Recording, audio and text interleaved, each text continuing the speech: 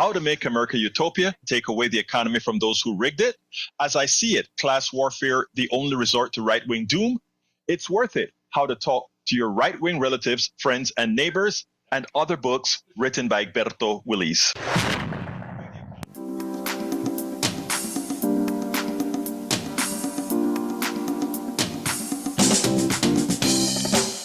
Welcome to Politics Done Right. My name is Egberto Willis, your host. Good morning, Houston. Good morning, Harris County. Good morning to the great state of Texas. And of course, good morning to the United States. Good morning to the entire world receiving our signals via the magic of El Internet, formerly known as ARPANET, created by whom? Again, we the people of the United States and other places, now controlled by the billionaires, something that we must take care of. And you know what?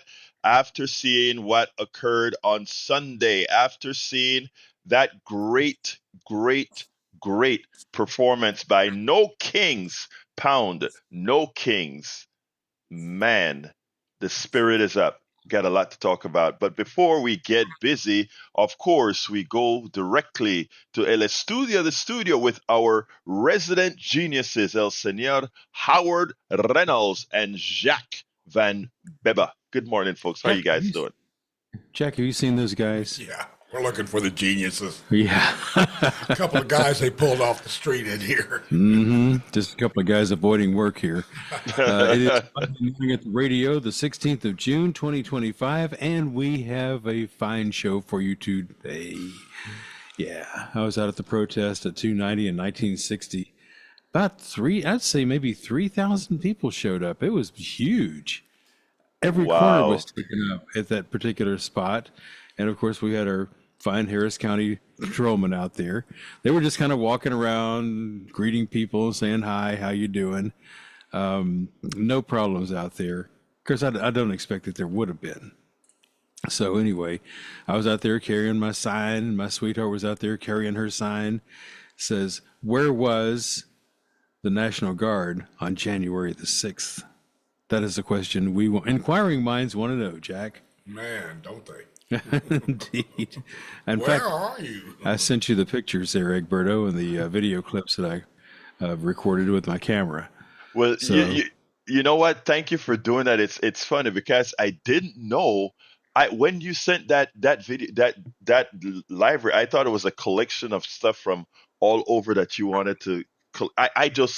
I was just in a different waveform, so I got to go take a look at them. But I'm happy for that because now we have your pictures, we have Jack's pictures, we have those from Neil Aquino and Charlie Lindahl of all the different activities around Houston, and I'm getting some from folks around the country. This is going to be great when I put all of that together, man. That is so good. You guys are great.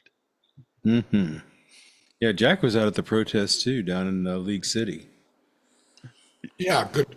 Yeah, Alberto, I went down to the one at League City, and it was, I arrived there a little bit early at the League City No Kings police, the protest. The police presence was apparent, but not overwhelming. I think the League City police deserve kudos for their performance. They were very polite. And they were looking out after the people trying to cross the street and stuff, and they shut some of the crossings down without unless a policeman was there, you couldn't cross. Mm-hmm. So that was a good thing. And it was an overcast, real humid, stormy looking day. The crowd swelled to about 2,500 by noon.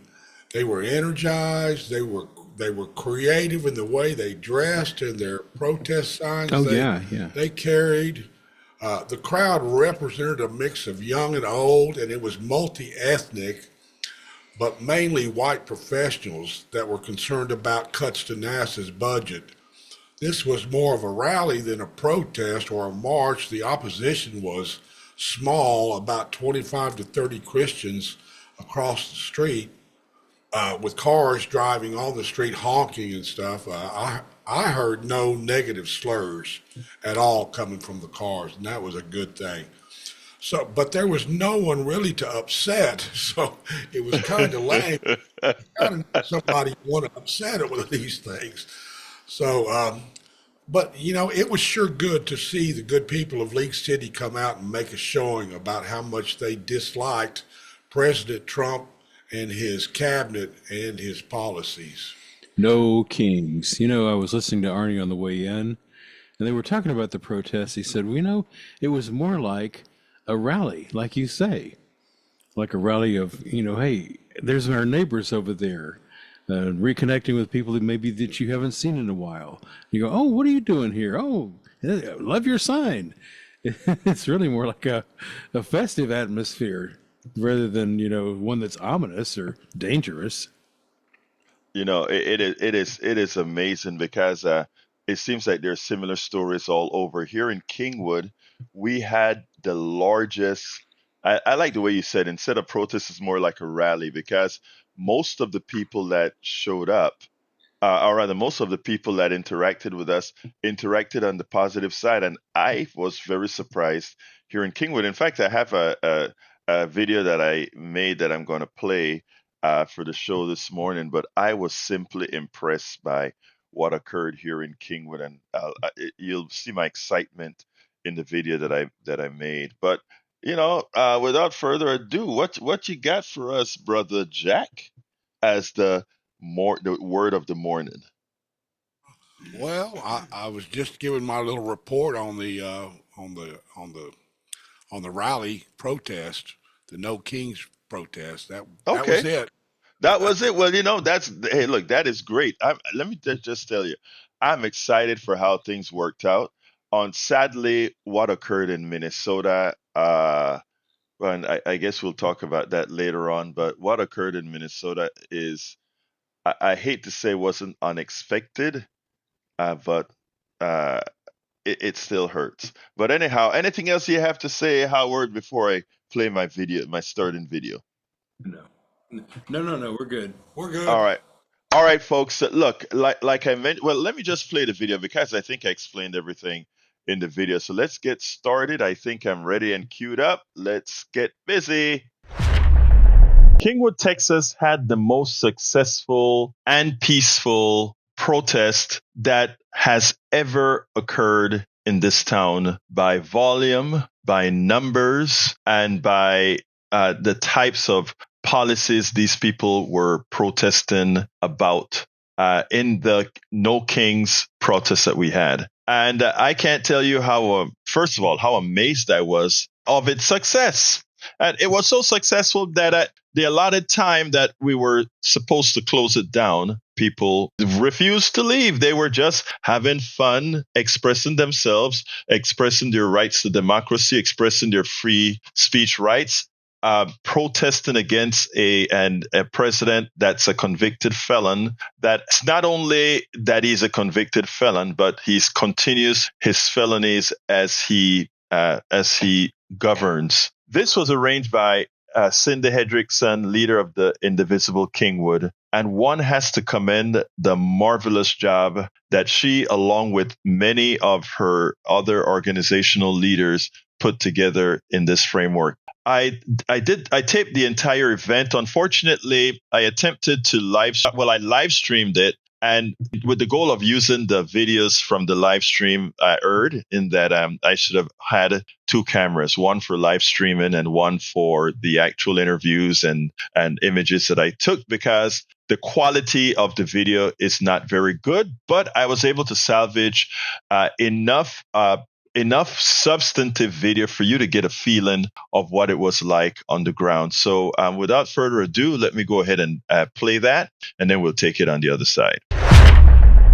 All right, talk to me. You're on my Substack right now. You want to say a little something? Sure. I'm now here because the rule of law matters. Yes. Institution. So white, black, doesn't matter. We should be standing up for those things. Have you been active before? This is sort of your first rodeo. Like this gentleman, I've been independent. I've voted for Republicans. I've voted for Democrats. And if we had a normal Republican, you would vote again. Yeah. Out here. Right. But we have somebody who's tearing apart our democracy, and we have to stand up as citizens. Again, whether you're right or left, right? It's important to be. I think it's important what you just said. Whether you're right or left, we have the responsibility as United States citizens to actually engage. Yeah, absolutely. Thank you. Hello, sir. Yeah, want to say a little something to me while you're out here? Yeah. Well, I'm a veteran. I fought in the fought those. We fought for democracy for everybody, and we're a nation of everything. And I wondered what happened to democracy in this century. This is not. My father stood to say they could see it's quite disappointing because we're all citizens of this country, all supposed to be following the surprise. And this, what is happening is not the answer to this. Well, thank you, sir. First of all, thank you very much for your service. And you know, you hear a lot of that from folks. They don't really mean this stuff because they forget about your veterans benefits. They forget about all of that. Know that that's what we fight for, and we want to thank you for what you've done. Thank you, sir. Hello. Look at my brother. How you doing? Look at that sign. No kings. Aren't you a king?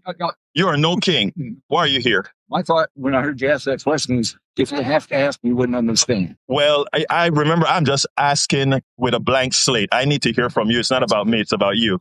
Listen to the news. That's all you got to do. There you go. There you go, brother. All right. All right. I'm a 30-year veteran. Yes. I'm a veteran. I can't stand this idea of using the troops. Meaningful pay and benefits to the veterans and Medicare and Medicaid cuts, Social Security cuts.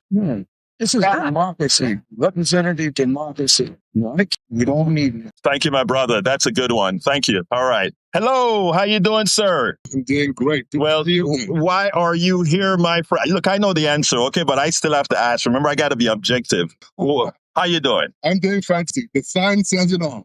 You know what? I'm going to tell you something. I've seen all kind of sign. I haven't seen such a very well put sign than that one. Okay. So tell me a little bit about yourself, man. Yeah. Well, I'm a pope. Okay. I like playing around with words. And right now, really and truthfully, enough fucks. Right. We cannot have a constitution being violated.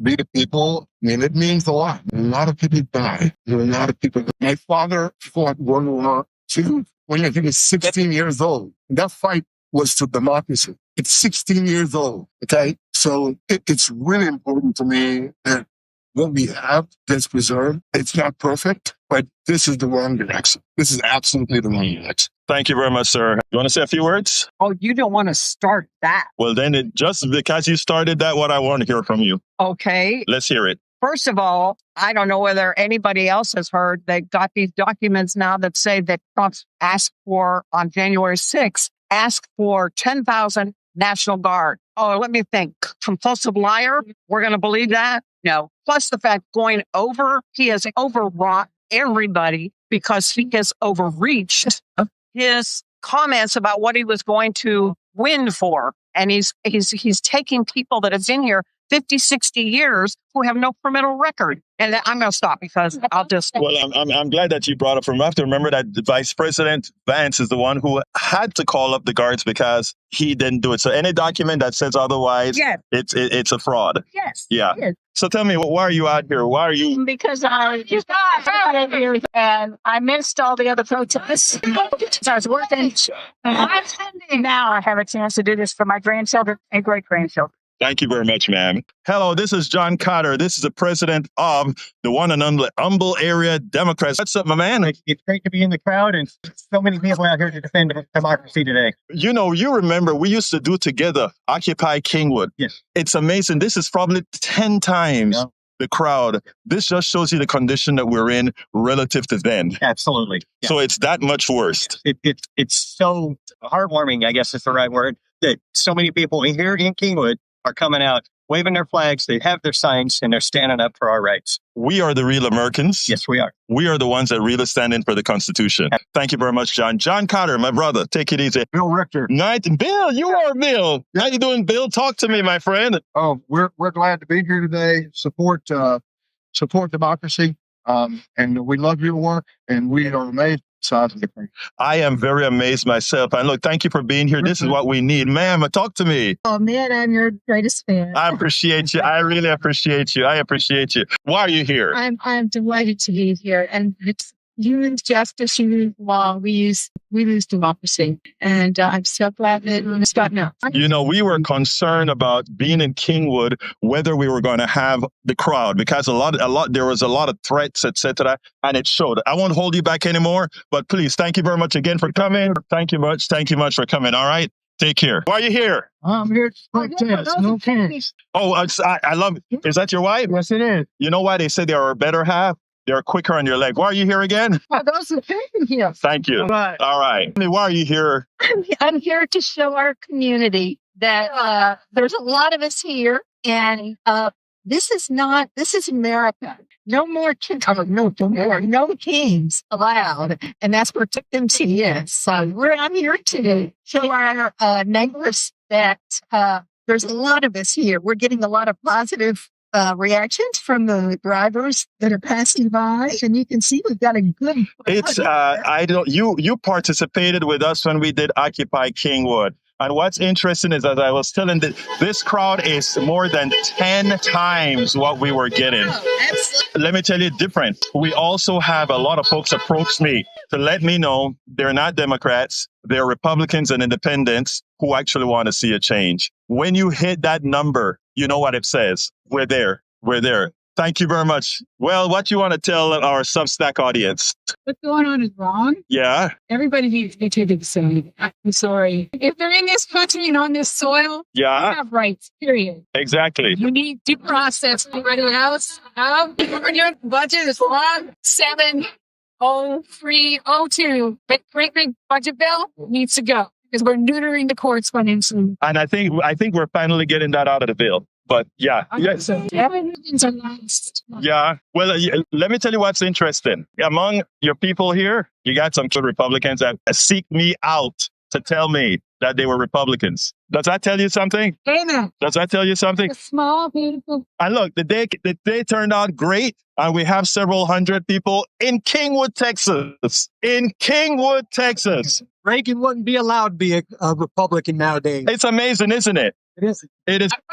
I'm protesting. Okay, I'm yes. supporting democracy. You are what? I'm supporting democracy. That's what I want to hear. My dad was in Germany before the Great War. Before that closed the borders, he was visiting grandparents, and so he had to deal with that. They knocked on the door. Grandson is not with me. He's living to learn that he got my grandfather down now. And so my dad came to this country, living and for grace and for openness, not to have another despot like Trump is. We visit with him. There you go. I think you nailed it. And that's what we have to remember. That's what we have to, and that's why we need to teach history. Let's say, sir. We are Strawbridge United Methodist Church here because we believe in democracy. And we tell that no matter what you're expecting or your life, welcome to Strawbridge. Thank you. So you tell me what you need to say. It's not just about one person. It's about the Constitution. I'm a gay man. Been my husband for 28 years. I have an adopted daughter who's biracial. All these are things they want to take away from us. So that's why I'm here.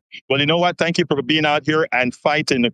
You know what I always say is the only way they can get what they're getting is if we cede it to them. You can't cede it to them. Hey, sis, how you doing, girl?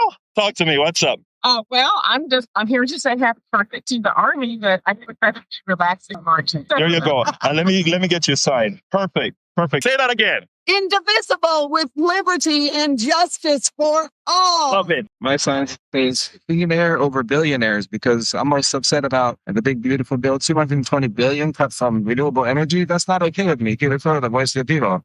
So I'm asking for your vote. I want to be a representative in Washington, D.C. The starters, I'm running in the 18th congressional district. Just get me up there a year earlier and find one else in the person. I mean, NC pressure. The voice of treason. Some reason. Thank you very much, my brother. Let's speak to Cindy Hendrickson. Cindy is a woman who called in yesterday to let us know what was occurring. She put this together with Indivisible Kingwood. She has been working her ass off to get this organized. And we have to give her a big hand for, in a place like Kingwood, getting a performance like this. Cindy, what you got to say? Well, I'm a little bit surprised. I didn't think we'd have this many people. I was hoping for 50. You got hundreds. And I'm really impressed. And the police are here and they are helping us, which is fabulous. This neighborhood is not ready for this. I see lots of shocked faces as they're coming down the street. Surprise, support. A couple MAGAs revving their engines. That's fine. For the most part, it's a lot of support here. And we need this because our community is fractured and we need to know that there are like-minded folks out here in Kingwood. Well, look, thank you very much, Cindy. And again, congratulations for this hell of an event. You did a wonderful job. Thank you. Now, I know I can expect a speech from you, so start it, my friend. We are here because America in 1776 told the king we did not want a king. And Trump, by hook or by crook, is sneaking behind our back, running around the laws and getting Congress to pass things that will give him the powers of the king. All under the guise of, folks, we really need this budget. We have to get this budget done. Then there's 1,000 other things getting him powers. Never to be prosecuted in the court, to do whatever he wants. So, folks, we're here today to say we are here for democracy. No. I love that. And that is coming from a teacher. And you know what profession I've always tell you guys, I believe is the number one profession in this country? Teaching. You're looking at a teacher, and likely I've passed so many teachers. They keep knowledge going forward. Here we go again, once again, with the president of the Humble Area Democrats, John Cotter. How you doing, John? Bruno, how's the turnout today? I am, put it this way, it is blowing my mind. And when no, it's not only that, it's all the Kingwood Drive, Lake Houston Boulevard goes all the way down to near the bridge. Yep. And now look at that side. Look at that side, John. Yeah. We didn't expect this. No, not at all. We did not expect this. Yes. The work, Cindy Hendrickson did a lot of work. Oh, she did. You did a lot of work by having your your Humble Area Democrats be aware of it. That is what teamwork is all about, brother. Thank you, my man. We're here.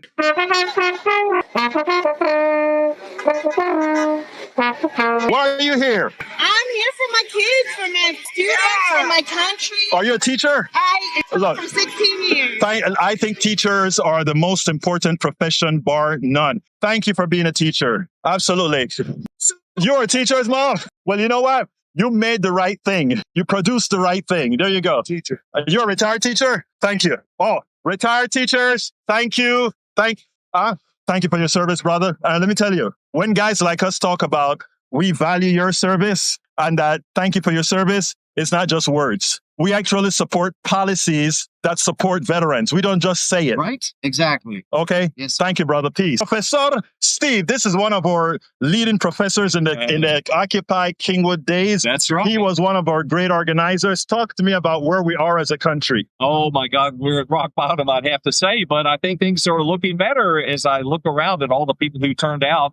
It's just so incredibly encouraging. We're not dead yet. We're not going to lie down for this. We've seen this scripted history before, and people are determined not to see it. Actually, you've told us a whole lot of what happened back in the 1920s, during the 30s, during the the 50s, during the Red Scare, and all of that, which we're reliving right now. Yes. But the reality is, when you see a place like Kingwood, and you back in the days of Occupy Kingwood, you know we had problems getting people out. Yes. This is amazing. It really is. We never had more than a handful. Maybe we had 24 at our height. Yeah. We have hundreds here right now. It is amazing. Yes. And I think it speaks well for, and just like you said, I don't want to use it yet. You said we're not dead yet. I want to say we're not ever going to be dead because if we see stuff like this, this is what we're talking about. So we're far off, Roberto. You mentioned the 1950s, but the 1920s and the 1930s are the script out, isn't it? Oh, so okay, got you. Talking about that, and anyway, the historical parallels are. No, tell us. We have an audience that need to know that kind of stuff. With the rise of the Nazis and the rise of the fascist era, We thought he had slain the monster. The beast was out of the cabinet, and that he has a tendency to recycle. And that's exactly what we have to stay on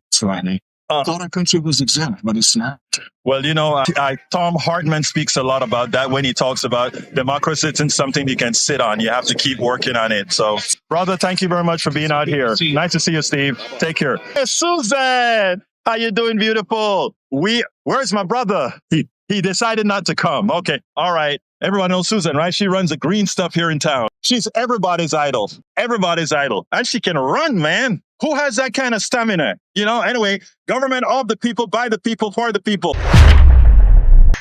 Again, this was likely the best event, the best protest, the best march I've seen in Kingwood, and I've been here for several decades. A conservative town that, you know, it votes probably 30-something% progressive. But what this rally showed is that many folks that were previously on the very conservative side, many folks that would never put themselves on a rally, that things have reached to the point where they have noticed that, in effect, the policies of the past that they once believed in had been nothing but a failure. And above and beyond that they want agency in their government. And that showed yesterday. You don't get the best protest ever in a town if that town isn't changing. And that is what I've been seeing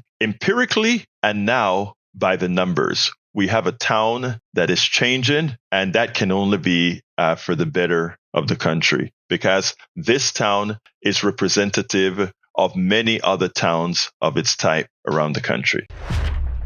And when I tell you I saw people from that I know in Starbucks that are nowhere, or originally were nowhere on the progressive side, and now I saw some of them they seeked me out to say I am here. And I was going through the crowd because I was marching down the lines, and I saw this woman, a neighbor, and I mean super conservative in there, and she just looked and said, "Egberto," and I was like, "Oh my God." Because it was so crowded, I didn't want to really say like, "What are you doing here?"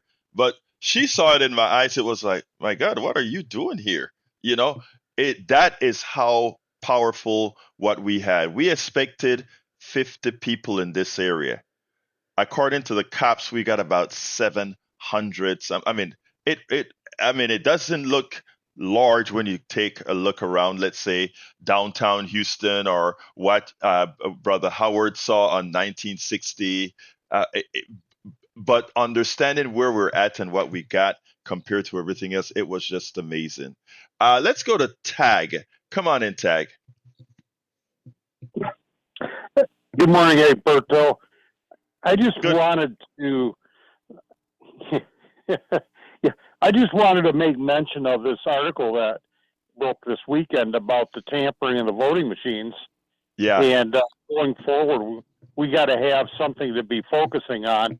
And I think this is very indicative of how they put a king on the throne, is by taking something that we don't ever really question and manipulating it, so that all of a sudden you got a king sitting there. And these are some very interesting articles. I don't know, but if it's true or not, but I think it's something that everybody should look at and start looking forward and making sure that this type of vote tampering is not happening.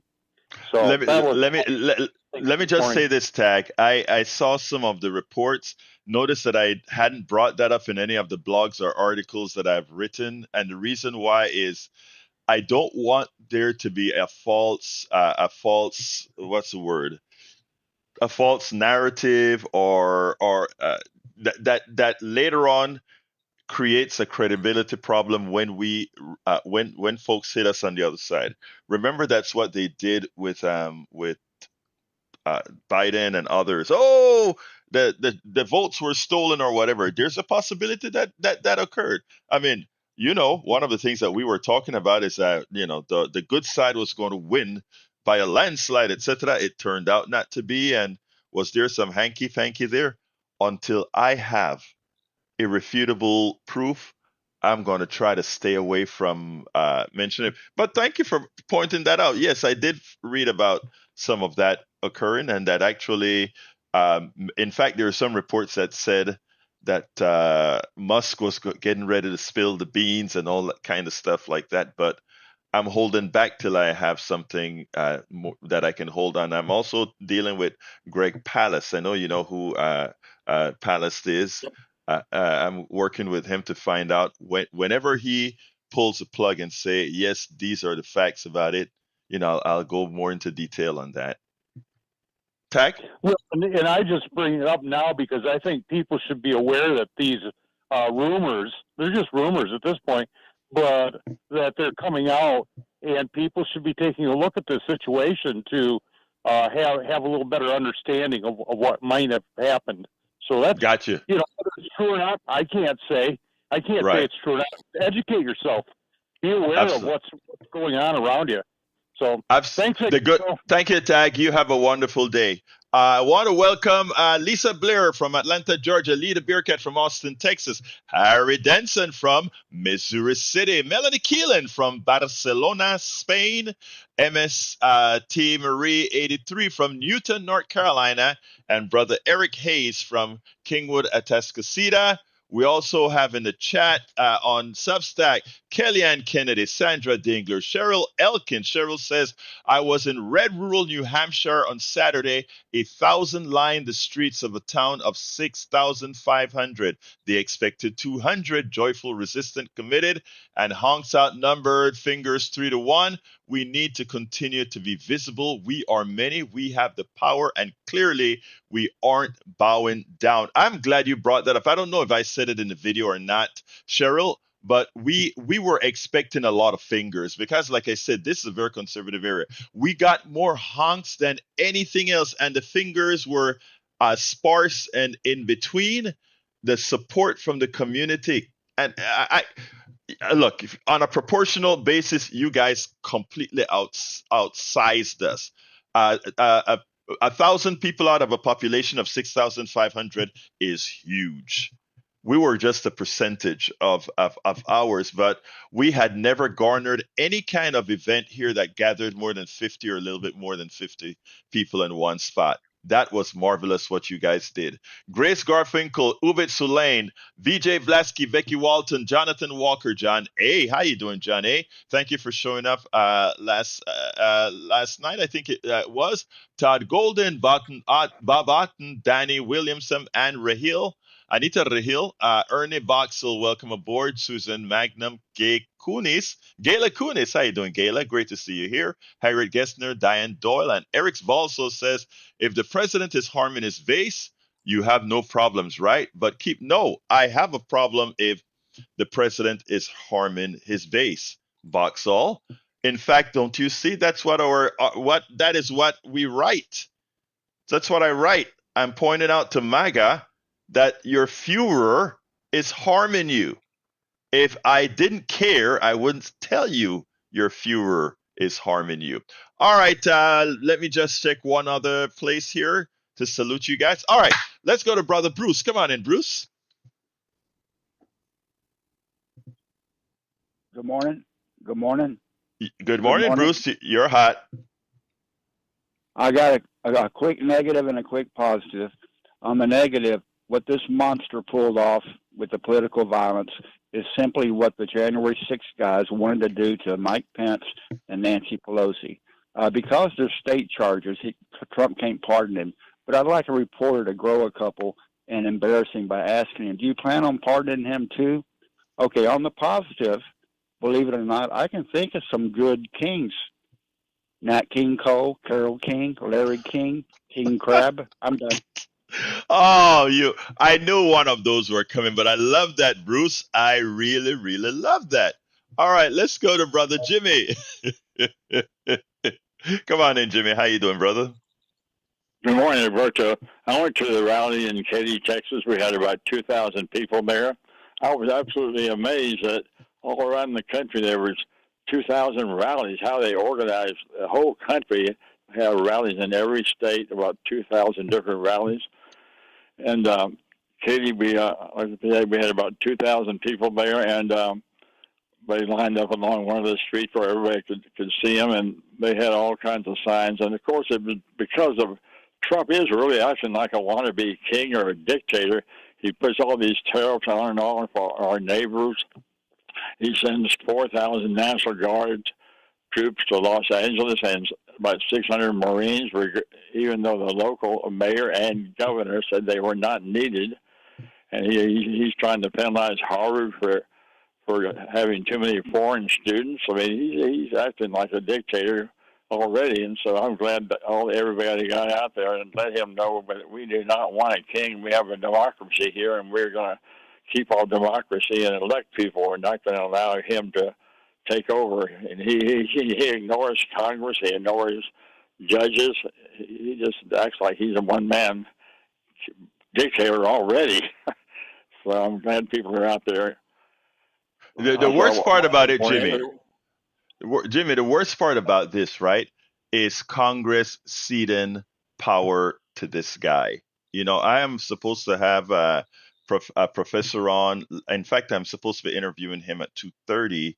I'm going to try to get it ready for my 3 o'clock show, but definitely for the show tomorrow about some realities of what's going on in with him sending security guards, etc., in LA. Because the sad part about it is not even the TV is reporting it accurately, and we are going to have the professor speak to us about that. So anyhow, what else have you got for me, Jimmy? Before I jump to John.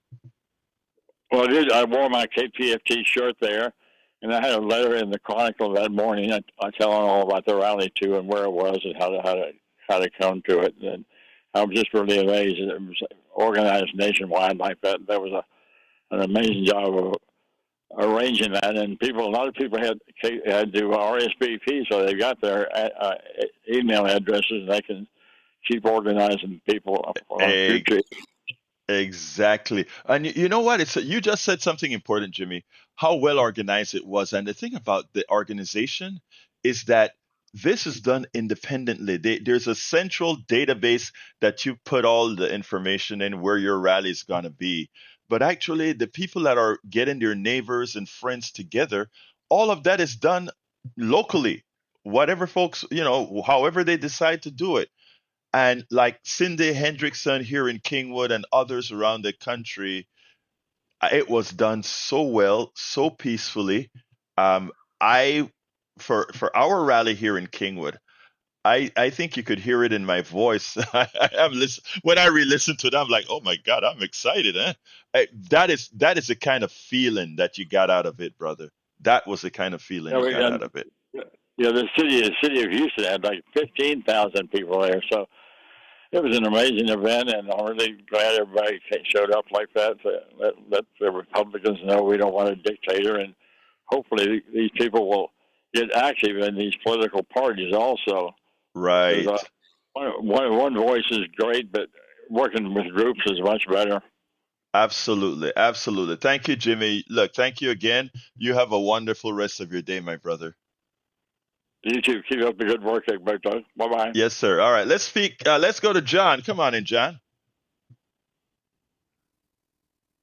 I just wanted to say, unfortunately, there were many of the No Kings protests that were called off by the governor. But even so, the news got out much later on that, and then I would estimate probably about 50,000 people showed up at the St. Paul, Capitol area, and there were many other protests. Even though at the same time they were looking for, this person that perpetrated the crime. His last name's Bolter. He's a suspect, and we're known as a very polite, nice place. And unfortunately, there's something lurking underneath all this niceness, and I think that we need to face up to what's going on in Minnesota and throughout this country. And Donald Trump has given free rein to, violence, especially January 6th and then Charlottesville. This is, he's not just a political entity. He is, he's at war with us. And the people, unfortunately, a lot of people that support him are at war. I'm a Democrat and have been all my life, at war with us for whatever reason. I really don't understand that. We all need to work together for making this democracy better instead of ending it. I don't get that. I really don't. It's just hard for me to wrap my head around it. Unfortunately, I was not able to go to the protests at the Capitol, but I did have a friend that had went despite that, and many people knew what was going on, and they still came, and it's anywhere from, I've heard 40, 50,000 to 80,000. And I did go to the last big protest, and it was about 30,000. It was really amazing to see people come out. We do need to fight for our rights and our Constitution. Let me just constitutional democracy. Yeah, go ahead. Yeah, Yeah, let me just say that first of all, I am so thankful for the folks in St. Paul, and I don't know if Minneapolis, the folks went out there in Minneapolis as well, but the fact that you still went out there I know you said that the governor's message kind of got across late. I heard it pretty early that he had pretty much called off the No Kings, but you guys outperformed even with what was going on. And yeah, that the niceness, you can have a very nice community and just one person that's trastornado, one person that is deranged, or one person that has that evil accumulate. I mean, that it can happen in the worst communities, it can happen in the best communities, but that evil that is coming from the right, those kind of a rhetoric that's coming there, and then a whole bunch of people that believe in this inordinate manner of arming themselves with AK-40. Well, I mean, just the mentality of them versus. Look, you listen to every progressive that we had. We had about 700 people, between 660 700 people. There was nobody out there that had, in my town, little town, a suburb of Houston, that had any animosity towards others for towards the kind of hate that comes from the other side.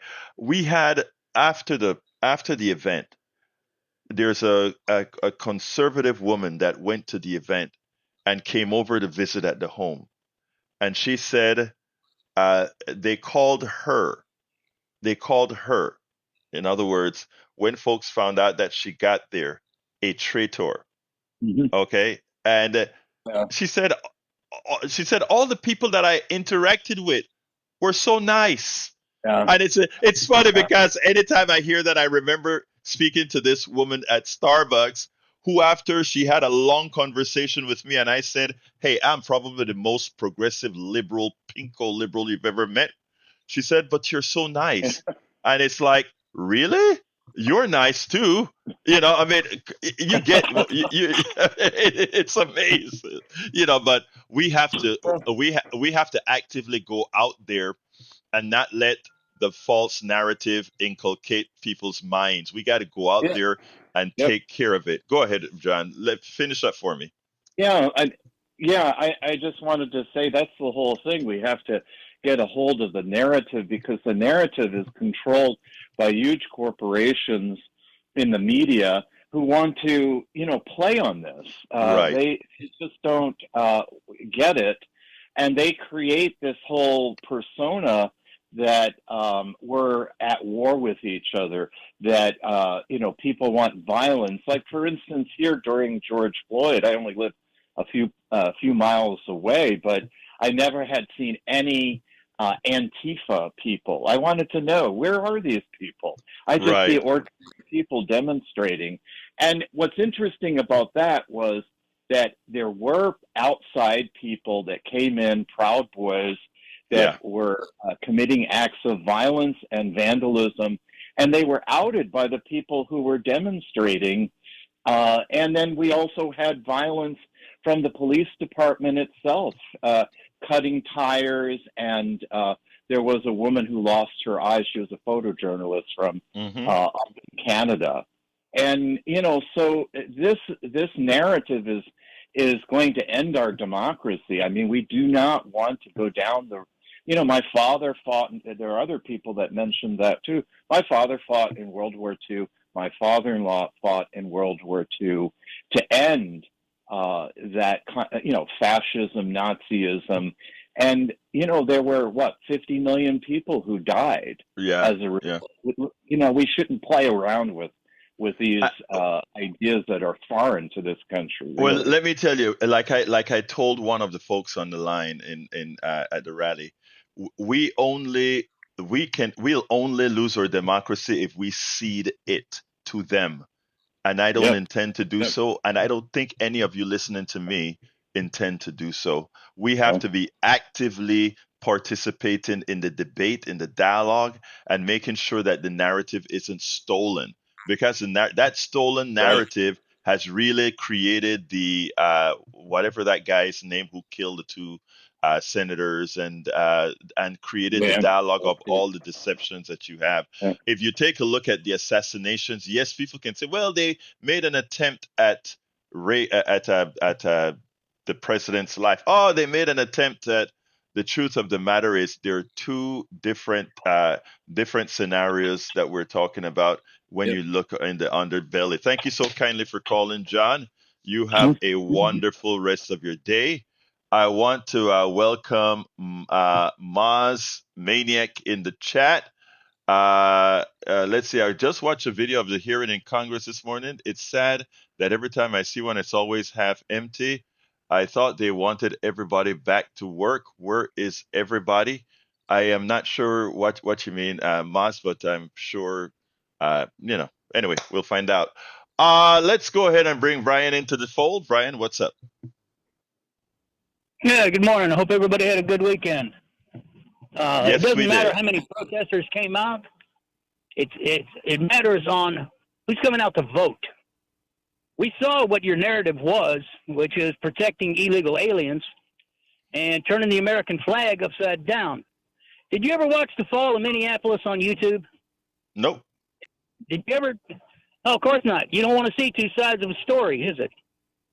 No, it's not that at all. It's that I don't look, Brian. The right side of our politics in these days, it hasn't always been this way.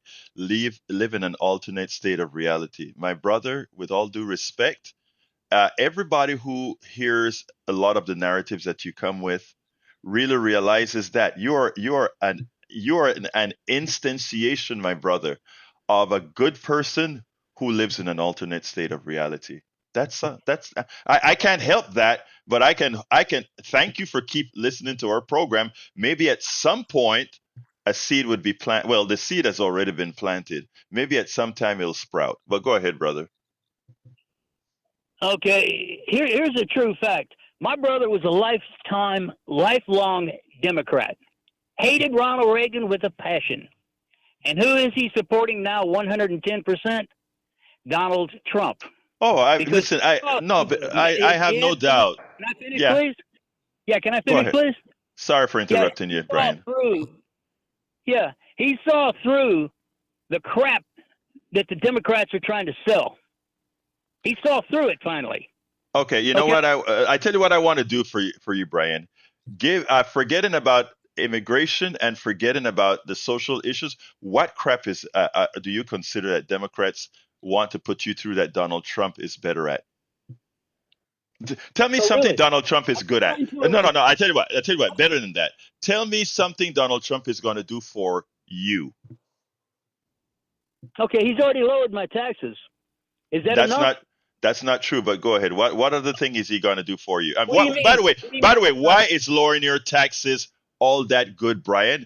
Why is lowering your taxes all that good if in the process of lowering your taxes, your infrastructure go to hell?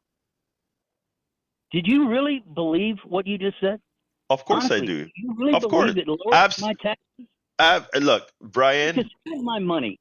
Brian. I get to spend my money the way I want to. Brian, no, that's not. Let me correct you about something. That I don't use. Brian, let me tell you what Donald Trump does to you, and it works on you, brother. And the audience, I want you guys to listen to this because this is important. If I give you back, if you pay your taxes, right, and I give you back $1, but after I give you back the $1, your insurance rates go up because some of the other things that would otherwise be subsidized by the many are no longer. And in the process of Brian getting $1 back, the rich guy gets $1,000 back. That means less money goes into the coffers of healthcare, less money goes into the coffers of protecting against weather problems. When weather problems occur, now you are more responsible, like many are finding out with the increased cost of their home insurance. So here it is. It's easy for the person who doesn't do critical thinking. Brian, listen up. When you don't do critical thinking, putting a dollar in your pocket in less taxes actually costs you more when the other things that would otherwise be made less or cheaper isn't no more.